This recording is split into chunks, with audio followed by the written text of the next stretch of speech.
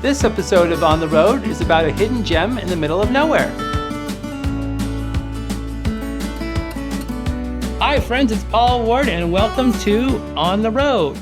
Well, do you ever want to be out in the middle of nowhere and get away from the hustle bustle of everyday life? But still, of course, you want something to do? Well, my next guest might have the answer. Kevin Vaughn is the proprietor and co-owner of the Palms restaurant here in the middle of nowhere, which is Wonder Valley, California, just off of Highway 62. Kevin, welcome to On the Road. Thank you, Paul. Absolutely. And tell us for our audience, where exactly are we? Where is Highway 62? Highway 62 stretches from the 10 freeway, it comes up through the Mojave Desert, cuts across some of the towns that we know as the High Desert, which include Yucca Valley, Morongo, Yucca Valley, Joshua Tree, the town of Joshua Tree, Twentynine Palms. And if you continue eastbound from Twentynine Palms, but you're still officially in the zip code of Twentynine Palms, you eventually hit a place lovingly known as Wonder Valley. It's an unincorporated part of 29 Palms. And we're about 15 minutes from town and 60 miles from Palm Springs, roughly? About that, about 15-minute drive from downtown 29 Palms. Gotcha. And what made you want to live essentially in the middle of nowhere, and what are you doing here? I kept hearing about this place called Wonder Valley, and specifically about a place called the Palms out in the middle of nowhere.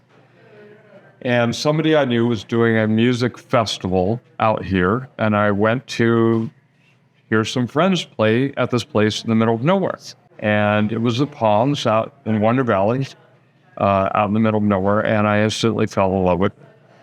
I also got an eye for a singer for one of the bands who happened to be the owner of the restaurant, and one thing led to another, and here I am living out in the desert. And she became your wife? She became my wife. She is actually the owner of the restaurant. She and her family own it. And there's a lot of history here. I mean, it didn't just kind of come out of nothing. It was a rundown shack, and a teenage girl had a dream, and her mom convinced her to pursue her dream, and yes. And now it's become something. Exactly that. There's a lot of history in the area. The building was probably built in the 50s. It had been a couple of different things. Laura, my wife, the owner, she had a dream when she was in her teens about owning a place where there could be food and music. And her mom spoke to a friend who said, there's a place just down the road here. You might want to look into it. And the windows were bashed. It was smashed up from it. And they bought it and fixed it up and opened on Halloween night in 1996. They had no power that night. And the first keg of beer was loaned to them by the liquor distributor. And they've been open ever since. And now it's good food, live music all the time here. So she's lived her dream here. And it's quite an eclectic mix of stuff, right? I mean, you've got a guillotine, and you've got an old bus, and you've got amazing art on the walls, and everything is telling a story. Everything's got a story, and there's some that I still am probably going to learn. There is a guillotine in the backyard. It was made as a prop for a music video for Laura's band. The bus they had driven through Mexico, parked it here. We had ideas of turning it into somewhat of a green room because it's set right behind the stage there. But there are all these little things around that have their own stories. Wherever you turn, there's something here that has a story of the history of the place or a history of the town. And speaking of the music, it got its start from a couple different bands, correct? Like the Sibleys, is that Laura's band? Yes. So the Sibleys, the family that bought the Palms are the Sibleys. It's Laura, her brother James, and their mom Mary. They bought this, started this, and James and his sister Laura started the Sibleys. And for a few years, they were playing cover songs, country covers, classic country covers, that sort of thing. And they would play for hours. They would play for 4 hours, just covers. A much smaller crowd than there is now. And cut to now, I am now in the band. They had a change of members, so now I play with the band. We play just a couple of times a year. We don't overdo it. We play because we have fun, and it's a very local crowd, and people enjoy that when we play. And but yeah, they used to play quite a bit. We did have a German biker tour group that would come in a couple of times a year, and they would let us know ahead of time. And they were motorcyclists guided by a tour bus, and we would expect them. They would come in, and they'd sit and have lunch. We would provide a lunch for them, and then the Sibleys would play 4 songs maybe. Okay. And they would always end with "Take Me Home, Country Road" by John Denver. Right. And there would be 25 German bikers, motorcyclists, waving their lighters, singing to "Take Me Home, Country Road." It was just such a beautiful picture of America for them while they were coming through the desert. Right. And we are here on a special night. I mean, there's a festival going on tonight with about 6 bands this evening. It is, and that festival is put on by a gentleman named Ben Vaughn, who's a music producer and writer, and that is the festival that I came to, I don't know, 8 years ago maybe, originally when I met Laura. Ben goes back and forth from Los Angeles to here. He lives out here part-time, and every year he has a small festival, usually about 6 bands. And the Sibleys are always part of that. They are part of the reason he decided that he wanted to live in Wonder Valley. Nice. So we're here on a special day because the Sibleys are actually performing. Yes. And they, of course, don't perform as often as they used to, but still do. Yes. So there's a lot going on in the area, too. I mean, this is kind of a homestead area. There's little cabins around. People settled here in the 50s. In the 50s, and I don't know all the details, but apparently part of the Homesteading Act was that if you built a structure of a certain dimension, it was fairly small. I don't know if it was 10 by 10 or 12 by 12, but it was a fairly small structure. You could claim the 5 acres that it was on. So all around here, there's these plots of land that are 5 acres with little tiny cabins on them. They're really fun to look at. And, over the course of time, the past few years especially, people have purchased them and made them little dwellings or rented them out to their friends. But as you drive through here, you can see them. They're picturesque little cabins. Some of them are in good shape, and there's one nearby that I love because it looks like it's about to fall any minute, but there's something beautiful about that. Right. And speaking of little cabins, you have a bookstore across the street that's charging almost nothing for the books in there. People stop by on their passage and just kind of curious about the artwork outside, and you've got a eclectic mix of all kinds of books and records in there. That is Wonderland Books. It is a labor of love. Laura, at one point, decided she wanted to turn that into a bookstore. On the side of the building, there's the rabbit and the Alice in Wonderland. And it's just a small concrete, one of those cabins, built concrete. And she filled it with books. She used to leave the door unlocked, and people could just go in and browse. If they wanted a book and thought maybe they could check across the street at the restaurant and see what to do about it, they might leave $1. They just took the book. That was fine with us, too. More recent years, now we open it, especially on Sunday. We let people know that go across the street and browse. If you want something, give us $1 or don't. And just enjoy yourself over there. Amazing. Yeah. And speaking of the restaurant, Laura's quite the cook, right? She's a vegan chef. She's a vegan chef now. She loves vegan food. She makes a burger that people talk about, that people rave about. She makes her non-vegan things. Her regular menu is excellent, but her passion has become vegan food, plant-based cooking, and she eats. She doesn't eat meat at this point in time. She started every night we're open. She has a vegan special. We do have a fair amount of vegans that come in here, and it's nice to have it as an option, aside from the regular menu. And then a couple of times a year, maybe 3-4 times a year, she puts on usually a 5-course plant-based meal where she makes every course, she makes every cheese, every sauce, everything is made by her. and she gets a crew of people to help her do it, and she fills the back room with people that treat it like an event. Right. Get to know each other. They have a 5-course meal, and does word just kind of spread by like wildfire that Laura's cooking her 5-course meal, or do you have to market this, or how do you? We do very little marketing. As soon as we put it out, it sells out. Everybody knows. Everybody talks about it. Everybody that's been to one comes to the next one, and the next one. And it is interesting that, again, I'm kind of going back to that idea of you're in the middle of nowhere. It's hard to get people to come to nowhere, right? I mean, it's like people are kind of set in their ways, and they don't want to venture out of town. And here you are, like 15 miles from town, but people continue to flock here. You've got this sense of community here. There's a real community here. It's a really interesting place, especially for someone that's lived in the big cities.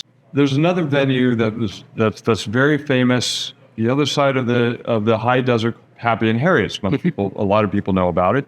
Paul McCartney played there. It's a big deal. We are lesser known because we are farther out, and there's beauty to that. Because we are farther out, you get a little more space. We don't get overcrowded, but we can do some things out here under the stars. We have 2-day experimental music festivals. Where else would you want to do that except under the stars in the middle of nowhere? Right. Or where can you, because you get the light pollution, right? Or where can you? We don't have the light pollution. Even in the town of Joshua Tree, which is beautiful, you're against the park, there's many more businesses. Because we are the only place around, you don't get hardly any light pollution. You see little lights from the people living out here. So people that know us don't mind, in fact, appreciate making the extra little drive to be out here in the middle of nowhere. By the same token, there are people that I meet regularly in the town of Twentynine Palms, that's 15 minutes away, that have lived here for years and have never been here. Right. They're afraid, they've heard the stories, or whatever the reason, or they're just curious, they didn't know what happened in that building. And so there's a little bit of the people that know it, love it, and other people don't, and maybe that's a good thing, so we don't get overrun. Sure. It's a nice balance. Tell me about pricing. You had your burgers at $3.50, and now they're at like $5.50, when everybody else in town is $20 for a burger. When I first moved here, a hamburger was $3, a cheeseburger was $3.50, and that was, I think, 8 years ago. We've raised the prices. And every time we have maybe twice as said, I always get a little bit of I struggle with it because I feel like, are we going to chase the customers away? So now our burgers are $5.50. Yeah. It's like inflation just kind of passed by here. Again, it felt like, we're gouging the customers until I go anywhere else. And I realize that I'm used to what we charge here. I would go to a fast food restaurant and a burger is $7.50, $8. Right. So, again, a passion project for Laura and her family. There's a big connection for the community. And when they bought the place, Laura's mom played a really important role in buying it. And she was really connected to the community. And she knew that some people didn't have registration. Some people didn't have, they didn't have a lot of money. And so they could come here and get a 6-pack of beer for not very much money, for hardly anything. And they could get a burger. They could get food. They could buy clothes out. We have a rack where you can buy a T-shirt for a couple of dollars. So they could buy the basics that they needed and afford to do so. We're not making a killing here, but that's not what this is about. Right. It's almost a community service project. I mean, you're open on weekends, right? Friday, Saturday, Sunday, you've got brunch. We have brunch. And then the bookstore is open during brunch hours. Sunday during brunch hours. It's a busy weekend for us, and it's a lot, and there are other personal projects that we do. So it's, for us personally, it's enough. I don't think we could do less than that without the community being upset. We are also a community meeting place. Mm-hmm. There's a community center just down the road, but this is where people meet to, I don't know if the listeners can hear in the background, there's some chatting. There's people that come in here every day just to talk to each other. Mm-hmm. This is where they see each other.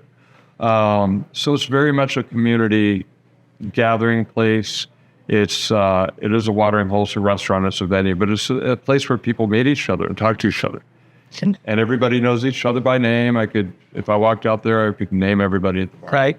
And then let's talk about the music festivals, because you've had several in the past with different themes, right? I read one was High Desert Hukilau Music Festival. The High Desert Hukilau. They've been doing festivals here for a while. There's usually about 2 in the fall and 2 in the spring. Sometimes they're rock and roll, or they've had an experimental festival here for many years. Another experimental festival joined in. Now, what is that? What's an experimental festival?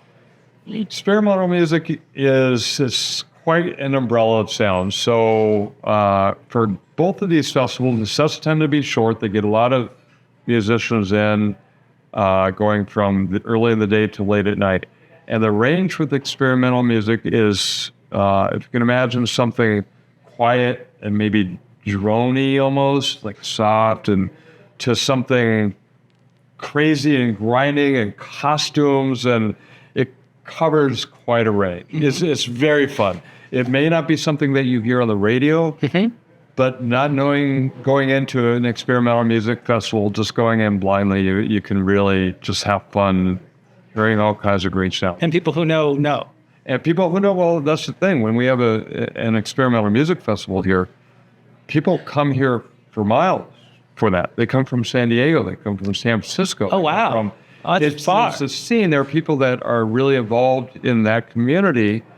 But again, a festival like we can have out here, you can't really have a lot of places. So they will travel. And this last weekend, we had a huge one. It was weekend long. People camped out. They were here all day, all night. Music went till 1 in the morning, 1:30 in the morning, and then started again the next day, and one after another. It's a great time. That's awesome. And they film movies here. We've done film shoots, movie shoots. We've done music videos of all shapes and sizes. We've done everything from student films to a little bit larger. There was we've been involved in TV. There's a band called Shakespeare's Sister that had broken up. They got back together after 27 years, and they did their first music video here. There's a lot that goes on here. There's a movie, I don't know if I can talk about it yet, but there's a movie that was shot here. They're still putting the pieces together, but there's a couple of big names involved. That should be fun when it comes out. But also there's videos. Sometimes we will have people that just want to use our parking lot because it's the only parking lot around. So there was a music video with Bad Bunny shot here a couple of years ago. Okay. They just needed a parking lot, and they did a video with Bad Bunny standing on a bus as it was going down the highway. So there's stuff going on around here, and here people love filming in the desert. What are the plans for the future? Are you going to keep it small and intimate? Are there ideas to grow? I mean, I know that the pressure is always kind of like bigger is better, but then there's something that's kind of lost when you get too big. And then keeping the burger prices at $5.50. Absolutely. Now, that's a good question. Sometimes when something grows too big, too fast, it changes the nature of it. And there was actually somebody that was talking to the owners a few years ago about if you sold your property, you could sell it for a lot of money because it's worth, you've got the liquor license, we've got 15 acres, you've got this, that. And they weren't interested in doing that, even though it was apparently worth a lot of money. And I talked to Laura about it. I hate the thought of it turning into something else. So along those lines, yes, if we spent more time trying to make this the next big thing, it would change the nature of it. It would no longer be what it is now. And I don't think any of us are interested in that. She isn't, I'm not, the family is not. We really like it being this place that serves the community and that people can go to and be surprised. They walk in this door of a place in the middle of nowhere and look at all this stuff. Right. But if it was the place that everybody from LA to San Diego heard about, it would become something different. It would become a tourist attraction or a venue that would be a 3-hour wait to get into, and none of us are interested in that. Right. None of us are. You know, you raise a point it almost happened at a perfect time, right? Because here she was in her teens, which is still amazes me. She had a dream. It's kind of like that movie, Fried Green Tomatoes, if you ever saw that, where the old rundown train stop and they fixed it up.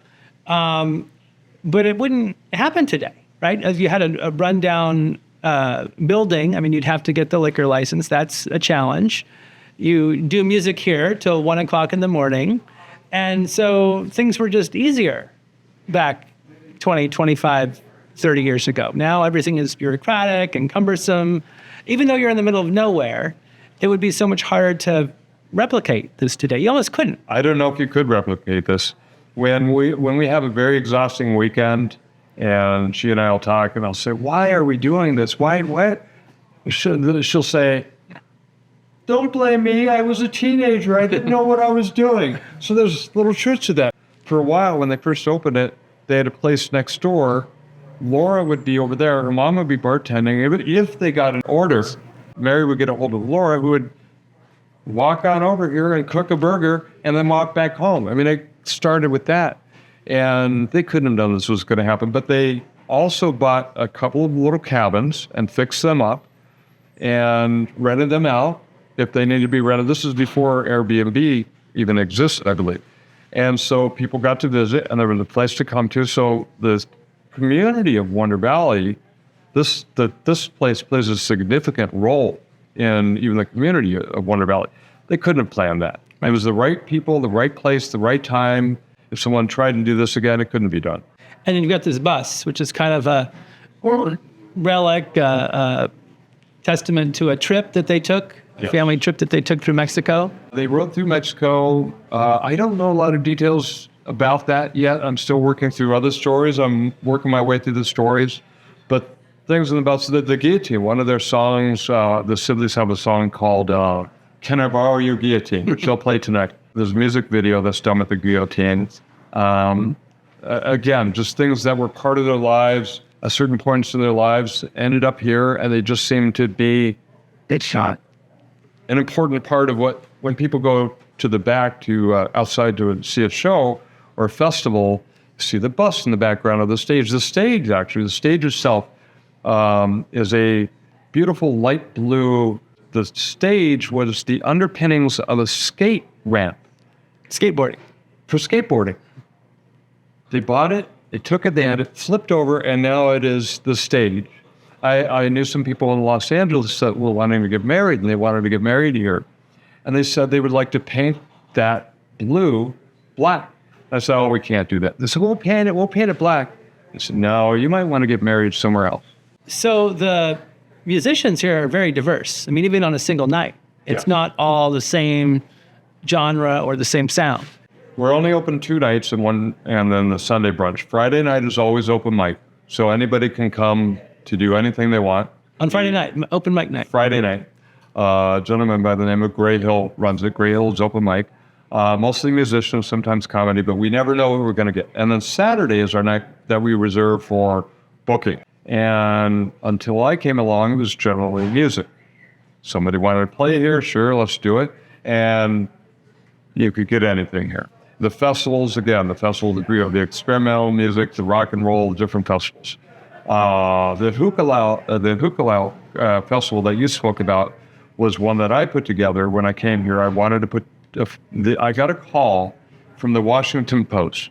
They said, "Coachella is happening down the hill. Are you guys doing something?" And I looked at my calendar at the weekend. There was nothing booked. I said, "No, we aren't, but we can. We will. We are." We're doing something. And so I called everybody I knew, and within a day, I probably had 15 bands. And by the end of the weekend, I had 29 bands scheduled. At the same time, Coachella was happening down the road. Same time Coachella's 2 weekends, but the first weekend, we had 29 bands booked here for a weekend. It was a weekend-long festival that I put together. I didn't know what I was doing, really. And we had bands inside and outside. We had Victoria Williams played inside. She's kind of a big name for the area. Ben Vaughn. It was a mix. Everybody was local, and it was just a wonderful event. And that was just something I was able to do out here because they have the means to do it. There's an indoor stage and an outdoor stage. But I also have a love for theater. I've been involved with theater. I was in a big show in Los Angeles for years, and I wanted to bring it out here, which has actually had a lot to do with me getting to know Laura.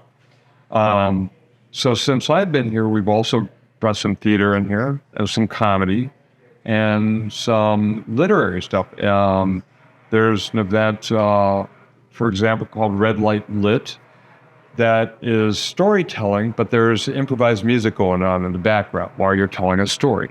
And all of these are produced by different people. So this is not something that we bring in, but people call us and say, we'd like to do this here. And they always enjoy it here, so we become a regular stop for some of these people. There's a friend that was out here, Lisa Moncura. Her music also includes some spoken word. She wears a bright red wig. She's very dramatic. She'll stand on the table and sing. She's got a stand-up bass player and a really tight, good band that she plays with. And that's a mix of spoken word and music, and it's very mysterious and playful, and sometimes she'll have people dance around as while this is going on. We have something that started here called Stage Fright. It started with an open mic, and the person that started it, her name is Lindsay, but in costume she calls herself Lolly Goodwoman. She dresses up a little bit like a clown with crazy hair and lipstick all messed up. And her idea to start with was for stage fright that the band face the other direction, away from the audience. They were afraid to perform. She didn't really know what it was going to be. And she kept doing it every open mic. And it started, and the band grew to be half the community in costume.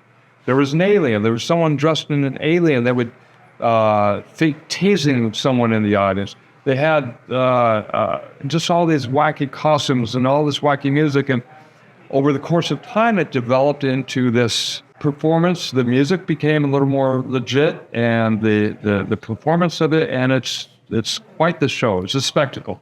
So if you're coming from anywhere and you just happen to walk in, nowhere, what's going on here? And there's an alien on the table, and there's an accordion player wearing a silver mask playing, but no notes are coming out, and all this. You just, where am I? And these folks probably don't take these characters anywhere else. It just stays within the Palms. That one's hit a couple local places, but this is the home for that. This is the original. Yes. Awesome. Not to make the place too famous, because you want to, keep the venue small, but for folks that do want to come and experience, how do you get here? If you're on the 10 freeway, you would get off at Highway 62 and take that eastbound. It goes north and then it goes eastbound.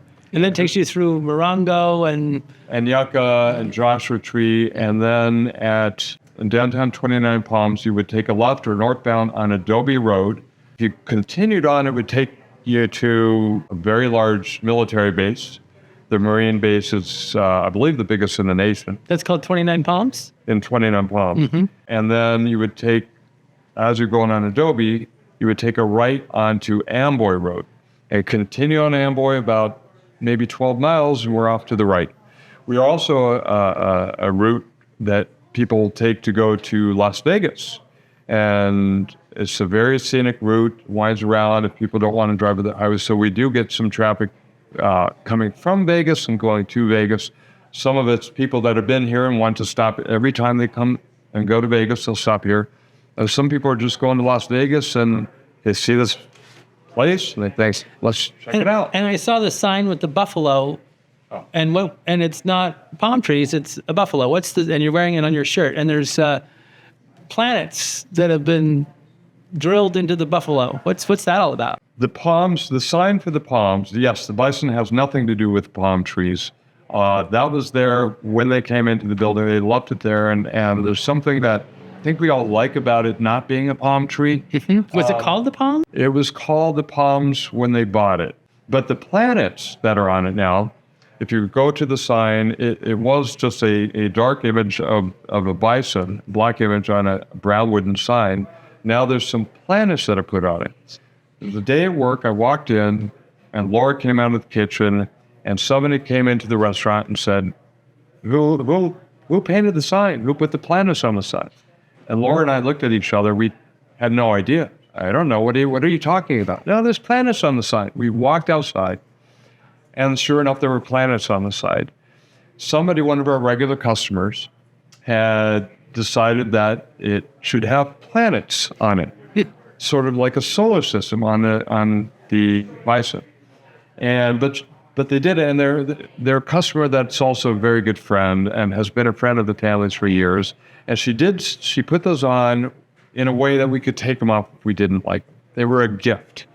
And that speaks a lot to how the community feels about this place.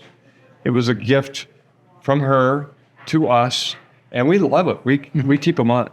But she also did it in a way, she did it to surprise us, but also in a way if we didn't care for it, we could take them on. Laura and I got married out here 3 years ago, almost to the day 3 years ago, out on the stage. And the entire wedding was thrown by community, by friends. All the decorating. We have a friend who plays accordion. She led the procession down by the side of the street to go around up to the stage. And it's a mix. It's a mix politically. It's a mix in all the ways. And you can be sitting right next to somebody that believes completely different than you do. You're just having a beer and they're just having a burger. And that's part of the magic of this place. No one gets into each other's personal stuff. Everybody comes here just to talk to whoever they're talking to and have a drink and some food. And, we stay neutral otherwise. And everybody also loves this place as being a place that they can go to and a place that you can have entertainment right in your backyard here without having to drive to the other side of town. Right. Well, Kevin Vaughn, thank you so much for being our guest on this edition of On the Road. We've loved learning about you and the Palms and what folks can do if they want to drive out into the middle of nowhere. There's actually lots to do. Thank you. Absolutely. I enjoyed it. And we want to thank our sponsor, Opus Escrow, and be sure to tune in next time for On the Road.